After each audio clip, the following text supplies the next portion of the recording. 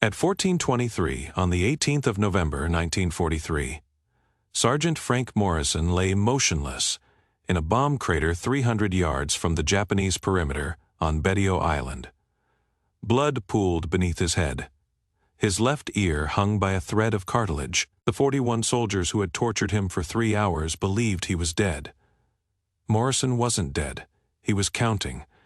Betio Island measured only 291 acres, but Admiral Keiji Shibazaki had turned it into the most heavily fortified position in the Central Pacific.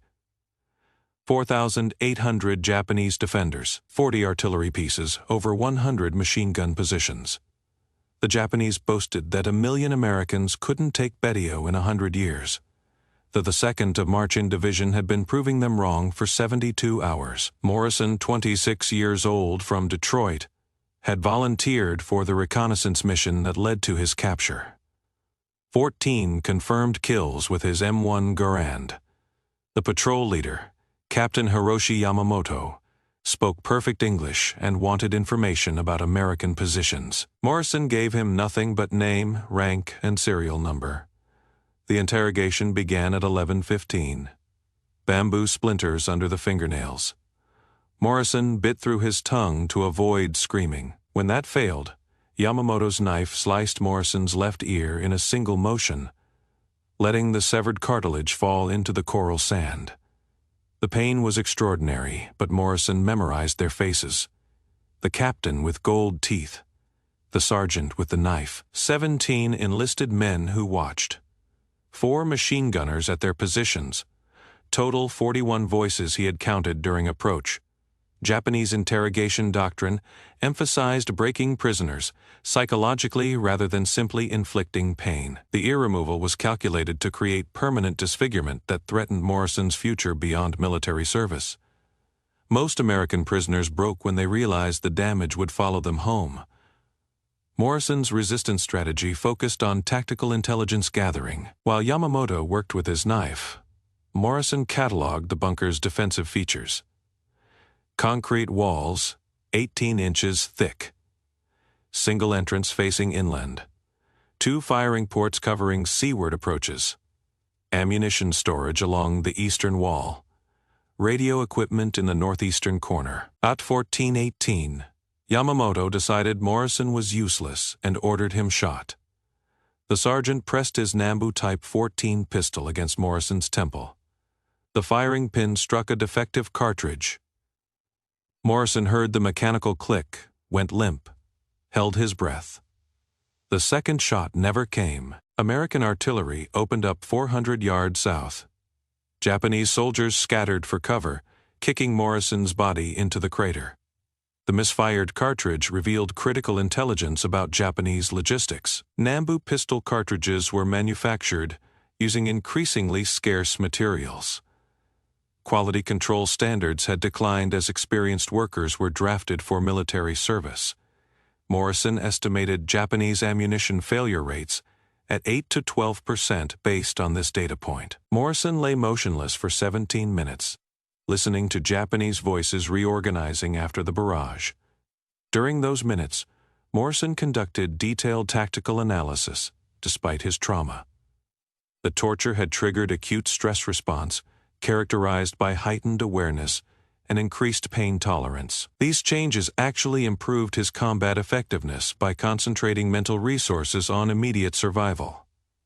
At 14:40, the artillery ceased. He opened his eyes. The Japanese perimeter was 300 yards north, 41 soldiers in defensive positions, machine gun nests at compass points, command post in center. His M1 Garand lay 15 feet away, 8 rounds in the clip, 64 additional rounds in his cartridge belt.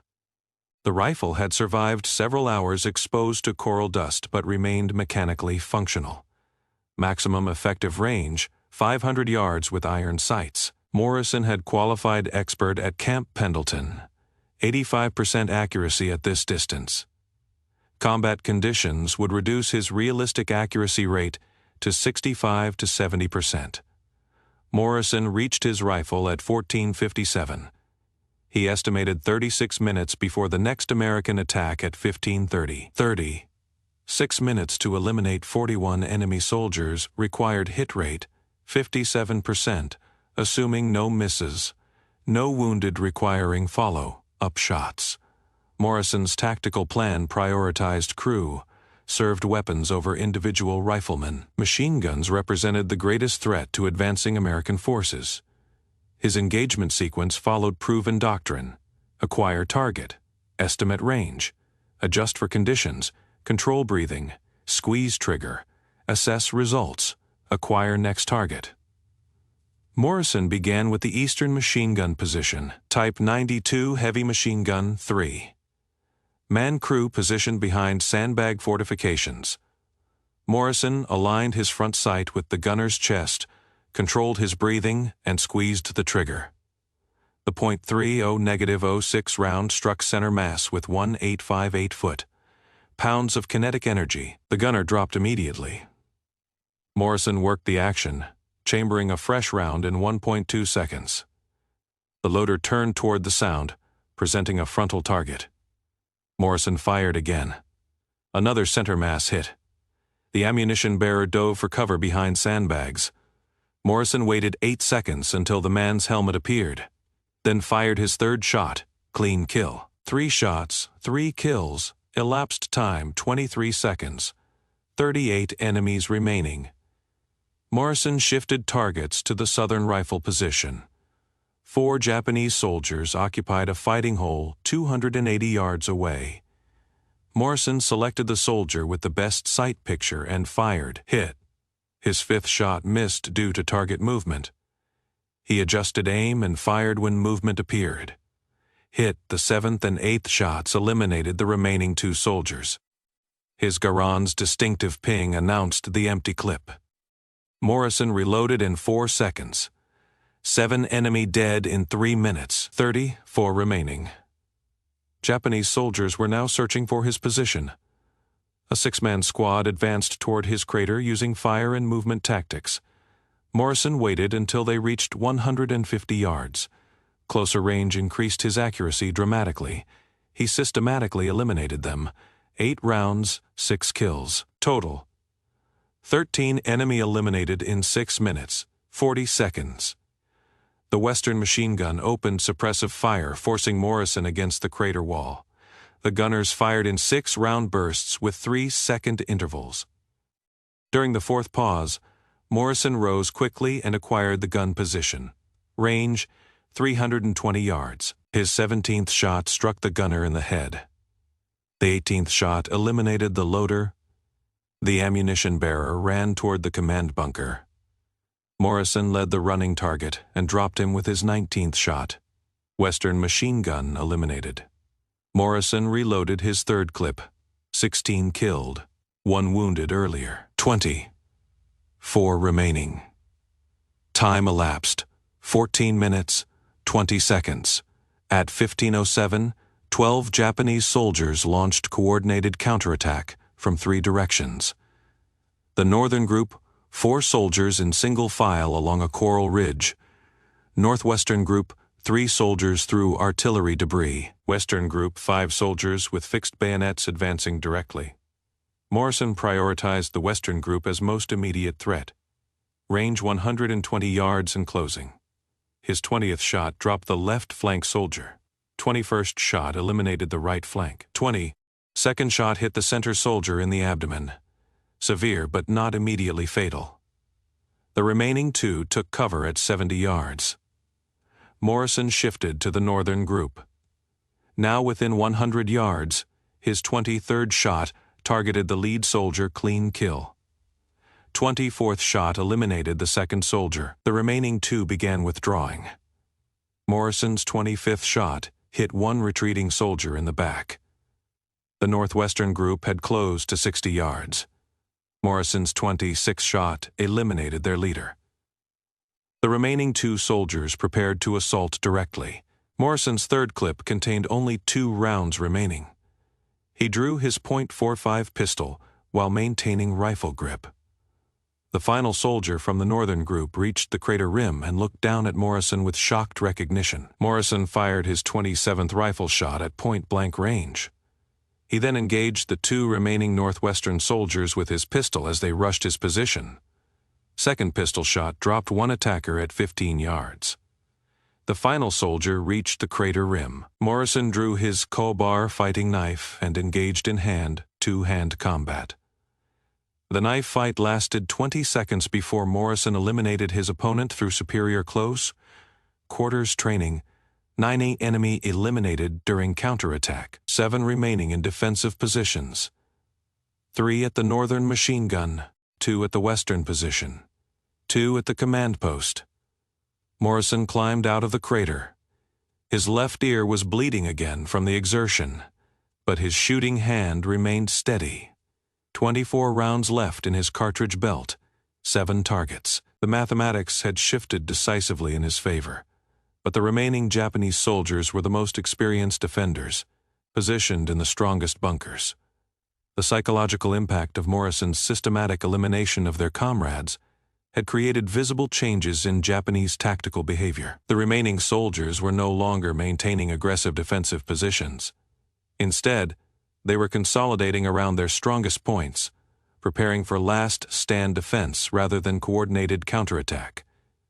Morrison observed that Japanese communications had become erratic. Radio discipline was breaking down as isolated positions lost contact with command authority. Individual soldiers were making tactical decisions based on immediate survival needs, rather than broader defensive strategy. This degradation of command structure represented a critical vulnerability Morrison could exploit. The northern machine gun position resumed firing as Morrison advanced, but their fire lacked the precision and coordination of earlier engagements. The crew was firing longer bursts with poor fire discipline, indicating stress and ammunition conservation concerns. Morrison used the sound pattern to time his movement, advancing by bounds between coral formations. At 150 yards from the northern position, Morrison took cover behind a destroyed Japanese ammunition box. The concrete structure provided excellent protection, while offering clear fields of fire toward the machine gun nest. Morrison settled into a stable shooting position and began systematic engagement of the final crew-served weapon. The northern position was more heavily fortified than the previous machine gun sites. The crew had constructed additional sandbag barriers and positioned spare ammunition for sustained defense. However, their improved fortifications also limited their mobility and made them predictable targets for precision fire. Morrison's first shot at the northern position targeted the gunner, who was partially exposed behind the weapon. Range was 145 yards, requiring minimal elevation adjustment. The .30-06 round struck the target in the upper chest, causing immediate incapacitation. The distinctive sound of the machine gun ceasing fire indicated successful elimination of the primary threat. The loader attempted to take over gun operation, but Morrison's second shot eliminated him before he could bring the weapon into action. The third crew member abandoned the position entirely, running toward the command bunker where the final 2 Japanese soldiers had concentrated. Morrison tracked the running target but held his fire. The soldier was moving toward the command bunker, where Morrison planned to conduct his final assault. Eliminating him in the open would alert the bunker's occupants and potentially compromise Morrison's approach. Better to maintain surprise for the decisive engagement. 3 shots had eliminated the northern machine gun position. Morrison's ammunition count, 21 rounds remaining. 5 enemy soldiers left, 2 at the western position, 3 in the command bunker, including the runner who had just arrived. At 15:19, Morrison heard American artillery incoming from the south. The 3rd Battalion's preparatory barrage would impact the northern perimeter in approximately 3 minutes. Morrison had limited time to complete his mission before the artillery made movement impossible and potentially compromised the intelligence value of any surviving Japanese personnel. Morrison sprinted toward the western machine gun position, abandoning stealth for speed. The 2 remaining crew members were abandoning their weapon, retreating toward the command bunker. Morrison dropped to one knee at 80 yards range and engaged both targets as they moved. His first shot hit the lead soldier's center mass, dropping him immediately. The second soldier dove for cover behind coral debris, but remained within effective range. Morrison's follow. Upshot struck the target in the back as he attempted to crawl toward better protection. Both Western-positioned defenders eliminated. 2 targets remaining in command bunker. Morrison's ammunition, 19 rounds, plus his .45 caliber pistol, and 1 remaining fragmentation grenade. The command bunker represented Morrison's most challenging target. Standard Imperial Navy construction, reinforced concrete walls, firing ports facing seaward, single entrance facing inland. The bunker was designed to withstand naval bombardment and provided excellent protection against small arms fire. Morrison approached the bunker from the eastern side, using a communication trench for concealment. The trench was approximately 3 feet deep and had been excavated to connect defensive positions while providing covered movement. Morrison used the trench to advance within 30 yards of the bunker entrance without exposing himself to observation.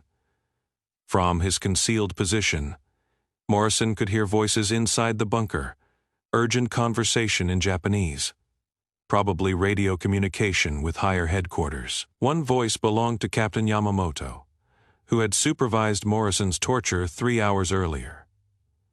The recognition triggered a psychological response that Morrison had to control carefully to maintain tactical effectiveness. Morrison's professional training emphasized mission accomplishment over personal revenge, but the combination of physical trauma and psychological abuse had created emotional factors that influenced his decision-making. The opportunity to personally eliminate his torturer represented both tactical necessity and psychological closure.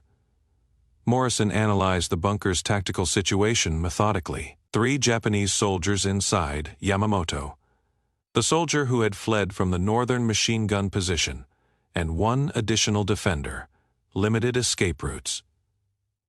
Adequate ammunition and supplies for extended defense. Radio communication capability with higher headquarters. The tactical challenge was eliminating all 3 occupants quickly enough to prevent radio transmission of intelligence about Morrison's survival and location. If Yamamoto reported that the American prisoner had escaped and was conducting counter-operations, it would compromise potential intelligence value and might trigger immediate Japanese response. Morrison decided to use his fragmentation grenade to neutralize all bunker occupants simultaneously. The Mark II fragmentation grenade contained 2.5 ounces of composition, B explosive surrounded by a grooved cast iron body designed to create approximately 1,000 steel fragments upon detonation. In the confined space of the concrete bunker, the blast effects would be devastating. However, using the grenade required precise timing and positioning. Morrison needed to deliver the explosive device into the bunker entrance while maintaining sufficient distance to avoid injury from the blast effects. The technique required cooking the grenade, allowing the fuse to burn partially before throwing, to prevent the occupants from throwing it back out. Morrison pulled the pin from his last fragmentation grenade and held down the safety spoon while mentally counting the fuse timing. Standard Mark II fuses burned for 4 to 5 s-econs before detonation.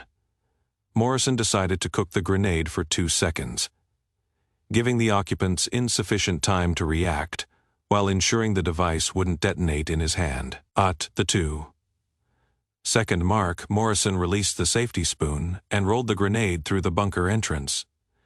The device bounced off the concrete floor and came to rest near the radio equipment in the northeastern corner of the bunker. Morrison immediately took cover behind the trench wall and waited for detonation. The explosion was contained within the concrete structure, but the concussion was tremendous. The blast overpressure in the confined space created lethal effects far exceeding the grenade's performance in open terrain. Morrison felt the shock wave through the ground and heard debris striking the bunker walls. Morrison waited 10 seconds after detonation before approaching the bunker entrance. Standard procedure required confirming elimination of all targets before considering the position secure. He drew his .45 caliber pistol and entered the bunker cautiously, prepared for potential survivors who might still represent threats. The grenade's effects in the confined space had been catastrophic. 2 Japanese soldiers were clearly dead from blast trauma and fragmentation wounds. Captain Yamamoto was still alive, but mortally wounded, attempting to reach his Nambu pistol with hands that no longer functioned properly. Morrison stood over Yamamoto and made deliberate eye contact. The Japanese officer's eyes showed recognition despite his injuries. Morrison wanted Yamamoto to understand that his torture victim had not only survived, but had systematically eliminated every soldier under his command. The psychological victory was as important as the tactical accomplishment. Morrison fired once into Yamamoto's forehead at point-blank range. The execution wasn't tactically necessary. Yamamoto was dying from his wounds and posed no threat. But Morrison's psychological needs required personal closure that military regulations didn't officially recognize. The man who had carved off his ear would never torture another American prisoner. 41 Japanese soldiers eliminated. Total time elapsed, 36 minutes, 18 seconds. Total ammunition expenditure, 67 rounds of .30 negative, 06. 6 rounds of .45 caliber. 1 fragmentation grenade. Morrison conducted a hasty search of the command bunker before American artillery arrived. The radio equipment was destroyed by the grenade blast, but paper documents remained intact. Morrison collected maps, communication schedules, and tactical reports that would provide valuable intelligence about Japanese defensive preparations throughout the Central Pacific. The documents revealed that Yamamoto's garrison was part of a larger defensive network designed to coordinate resistance across multiple atolls. Intelligence about Japanese communication procedures, supply schedules, and reinforcement plans would influence American operational planning during subsequent campaigns in the Marshall Islands and Marianas. American artillery began impacting the northern perimeter at 1524. Morrison took cover in the command bunker until the barrage lifted at 1535. The concrete structure provided excellent protection against shell fragments and blast effects. Morrison used the time to treat his ear wound with medical supplies from the Japanese first aid kit. 41 Japanese soldiers eliminated. Time elapsed, 36 minutes, 18 seconds. Ammunition expenditure, 67 rounds .30 negative, 06. 6 rounds .45 caliber. 1 grenade. Morrison conducted a hasty search of the command bunker before American artillery arrived. The radio equipment was destroyed by the grenade blast, but paper documents remained intact. Morrison collected maps, communication schedules, and tactical reports that would provide valuable intelligence about Japanese defensive preparations throughout the Central Pacific. The documents revealed that Yamamoto's garrison was part of a larger defensive network designed to coordinate resistance across multiple atolls. Intelligence about Japanese communication procedures, supply schedules, and reinforcement plans would influence American operational planning during subsequent campaigns in the Marshall Islands and Marianas. American artillery began impacting the northern perimeter at 1524. Morrison took cover in the command bunker until the barrage lifted at 1535. The concrete structure provided excellent protection against shell fragments and blast effects. Morrison used the time to treat his ear wound with medical supplies from the Japanese first aid kit. 41 Japanese soldiers eliminated. Time elapsed, 36 minutes, 18 seconds. Ammunition expenditure, 67 rounds .30 negative, 06. 6 rounds .45 caliber, 1 grenade. American artillery impacted at 1524. Morrison took cover until the barrage lifted at 1535. The 3rd Battalion's assault found only empty positions and corpses. Morrison's after-action report credited him with neutralizing an entire enemy platoon. Medical treatment reconstructed his severed ear. Psychological evaluation found him stable despite trauma. He returned to duty 6 days later. On the 25th of November, Morrison received the Medal of Honor from Admiral Nimitz. The citation focused on heroic achievement, not personal revenge. Morrison's fellow Marines understood what had really happened. They knew why his accuracy had been so precise during those 36 minutes. Morrison served through war's end at Saipan, Tinian, and Iwo Jima. He never spoke publicly about Betio Island. When questioned by historians decades later, he would only say the Japanese had made a tactical error by not confirming his death. The lesson wasn't about heroism or marksmanship. The lesson was assumption. Military doctrine requires confirmation of enemy casualties. Wounded enemies become effective combatants again, if given opportunity and motivation. Assumptions kill more soldiers than enemy fire. Morrison survived because enemies assumed incorrectly. 41 Japanese soldiers died because they never learned that lesson. Morrison spent his remaining life ensuring no American Marine would forget it. The interrogation began at 11:15. They started with his hands. Bamboo splinters under the fingernails. Morrison bit through his tongue to avoid screaming. When that failed to break him, they moved to his face. The captain's knife was surgical sharp. He sliced Morrison's left ear in a single motion, letting the severed cartilage fall into the coral sand. The pain was extraordinary. Morrison had been wounded twice before. Shrapnel in Sicily, bullet graze on Guadalcanal. This was different. This was personal violation designed to destroy his humanity, along with his flesh. The Japanese soldiers laughed as blood ran down his neck. One of them suggested taking the other ear. Morrison memorized their faces. The captain with gold teeth, the sergeant with the knife, the corporal who held him down. 17 enlisted men who watched, 4 machine gunners who stayed at their Type 92 positions, total enemy strength.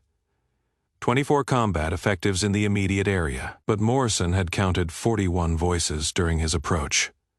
The others were positioned deeper in the defensive perimeter. At 14:18, the captain decided Morrison was useless. No intelligence value, no propaganda potential. Just an American Marine who refused to break under interrogation. The captain ordered him shot. The sergeant with the knife volunteered. He pressed his Nambu Type 14 pistol against Morrison's temple and pulled the trigger. The firing pin struck a defective cartridge. The bullet failed to fire. Morrison heard the mechanical click 8 millimeters from his skull. The sergeant cursed, worked the action, chambered another round. Morrison went limp, held his breath, made his body dead weight. The second shot never came. An American artillery barrage from the 2nd Battalion opened up 400 yards to the south. Japanese soldiers scrambled for cover. The sergeant kicked Morrison's body into the crater and ran toward the communication trenches. Standard operating procedure during bombardment: abandon forward positions, retreat to prepared bunkers, wait for the barrage to lift. Morrison lay in the crater for 17 minutes. He controlled his breathing, kept his heart rate steady, listened to Japanese voices shouting coordinates and casualty reports. The artillery barrage had killed 3 soldiers in the southern sector, wounded 5 more. The Japanese were reorganizing, bringing up reserves from the main bunker complex. At 14:40, the barrage ceased. Morrison opened his eyes. The Japanese perimeter was 300 yards north. 41 soldiers manning defensive positions in a roughly circular pattern. Machine gun nests at compass points north, east, south, west. Rifle positions filling the gaps, command post in the center bunker, standard Imperial Navy defensive doctrine adapted for Coral Atoll warfare. Morrison's M1 Garand lay 15 feet away where the patrol had dropped it. 8 rounds in the clip, 64 additional rounds in his cartridge belt. The belt had remained attached during the torture. Japanese soldiers had focused on interrogation, not complete equipment confiscation. Basic tactical error. He crawled toward the rifle. His left ear throbbed with each heartbeat, but the bleeding had mostly stopped. Coral dust mixed with dried blood created a crude bandage effect. Painful, but not immediately life. Threatening, Morrison had calculated he could function at 80% effectiveness, despite the injury. The range was 300 yards, maximum effective range for the M1 Garand with iron sights. Morrison had qualified expert at Camp Pendleton. consistently hitting man-sized targets at 500 yards. The Japanese positions offered clear fields of fire but limited concealment. Coral sand provided minimal cover. Most soldiers were exposed from the chest up when manning their weapons. Morrison reached his rifle at 14:57.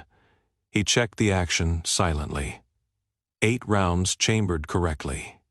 He estimated 36 minutes before the next scheduled American attack. Intelligence reports indicated the 3rd Battalion would assault the northern perimeter at 15:30. Morrison had 36 minutes to eliminate 41 enemy soldiers before friendly forces arrived. The mathematics were brutal. 72 total rounds available, 41 targets. Required hit rate of 57%, assuming no misses. No wounded requiring follow-up shots. No tactical reloads under fire. Morrison's qualification scores indicated 85% accuracy at 300 yards under range conditions. Combat conditions reduced that percentage significantly. Morrison began at the eastern machine gun position, Type 92 heavy machine gun. 3-man crew. The gunner was clearly visible through the scope's iron sights. Morrison aligned the front sight post with the target's chest, controlled his breathing, squeezed the trigger. The .30-06 round struck center mass.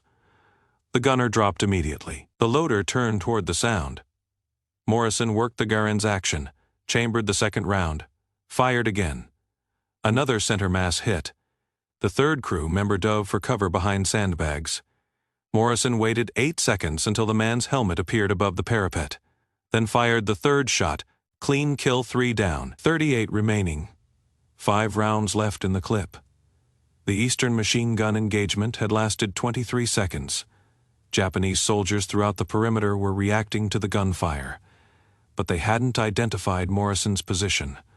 Muzzle flash from the crater was minimal in daylight conditions. The Japanese were scanning north and west, expecting the attack from those directions based on morning reconnaissance patterns.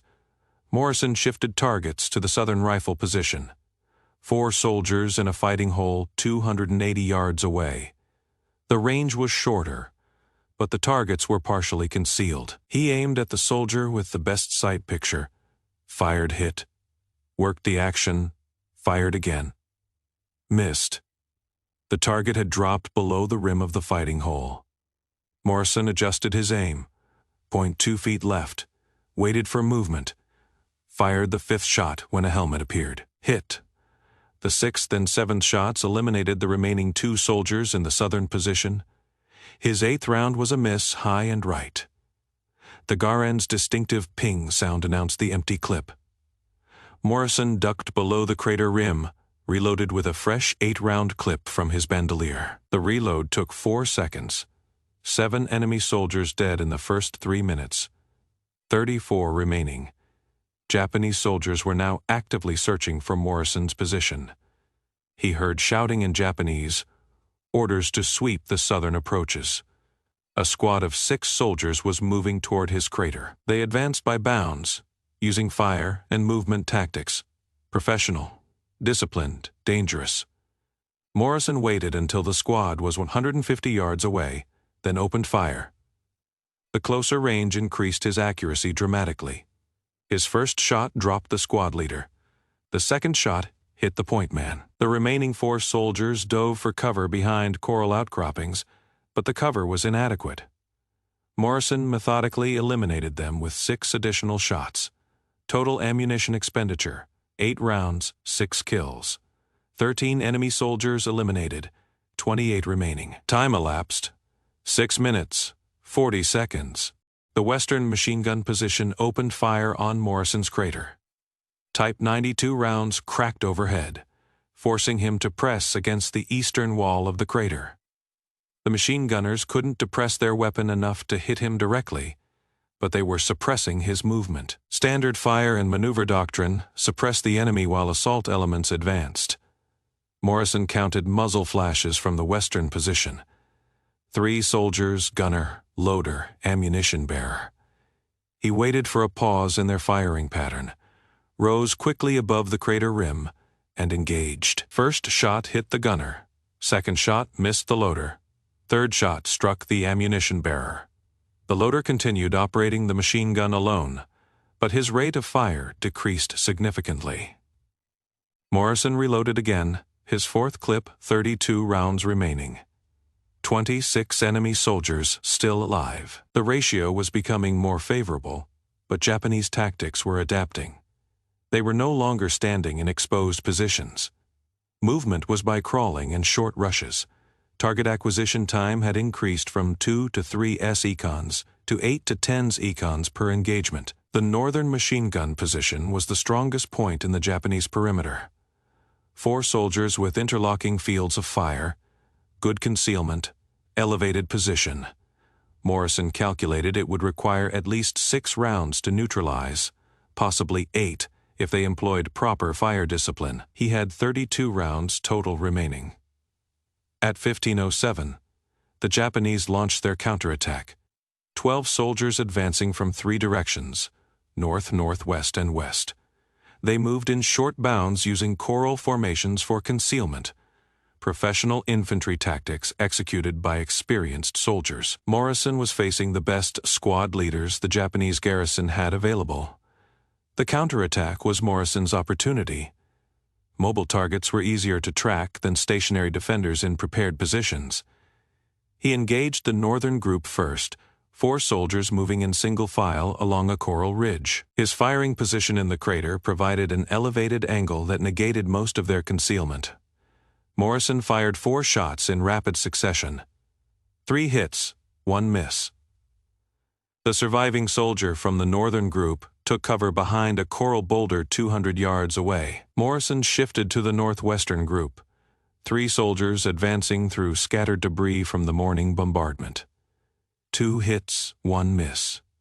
The wounded soldier crawled toward a shell hole, but Morrison's follow, upshot, finished him.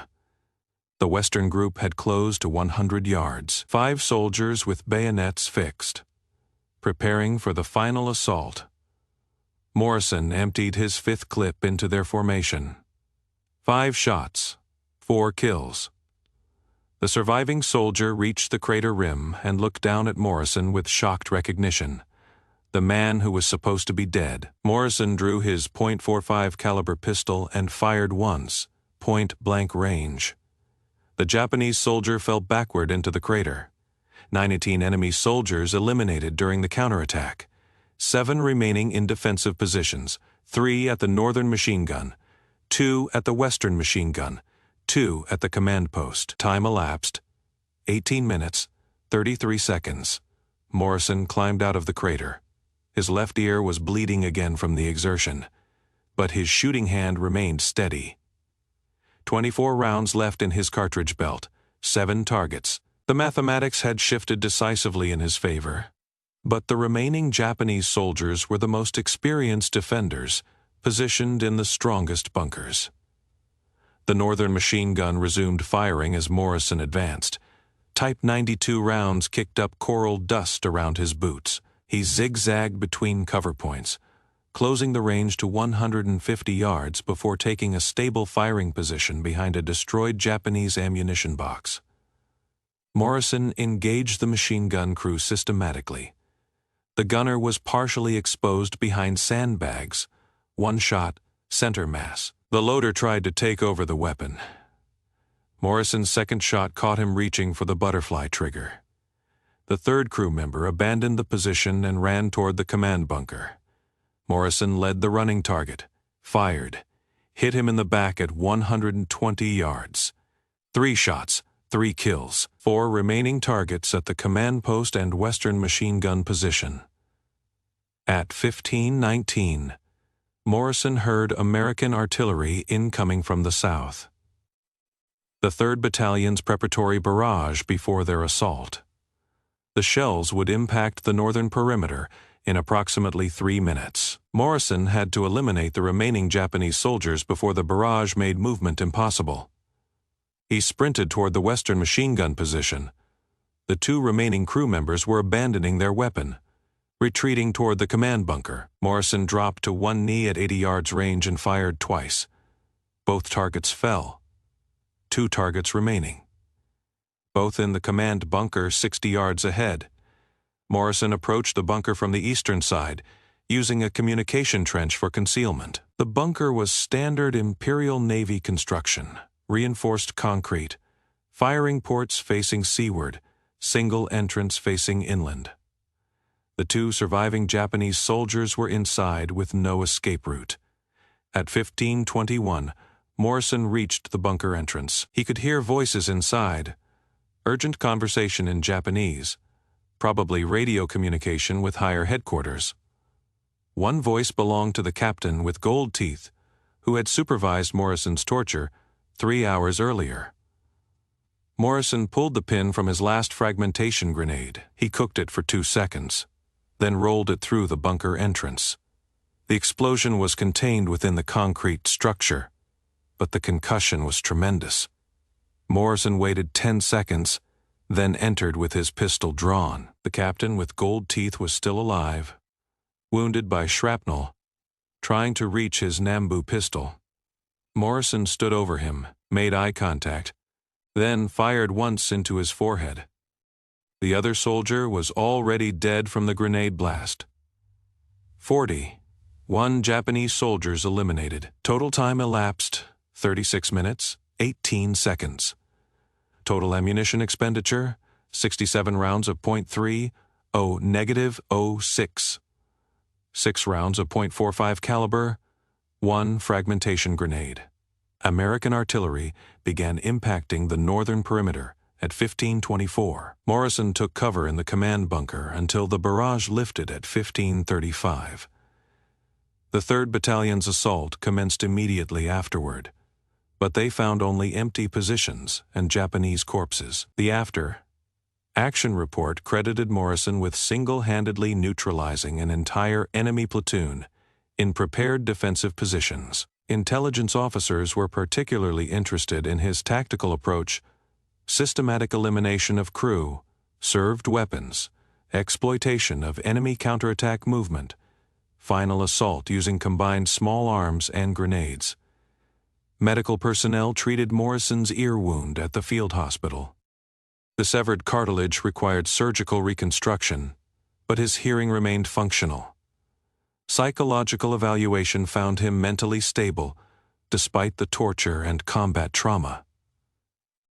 Morrison returned to duty 6 days later. On the 25th of November, 1943, Morrison received the Medal of Honor from Admiral Chester Nimitz. The citation read, "For conspicuous gallantry and intrepidity, at the risk of his life above and beyond the call of duty, while serving with the 2nd of March-In Division during the assault on Betio Island, Tarawa Atoll."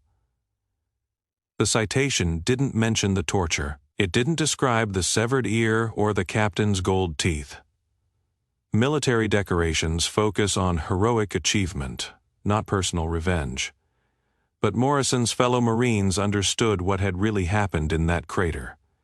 They knew why he had counted Japanese voices during his capture. They knew why his accuracy had been so precise during those 36 minutes.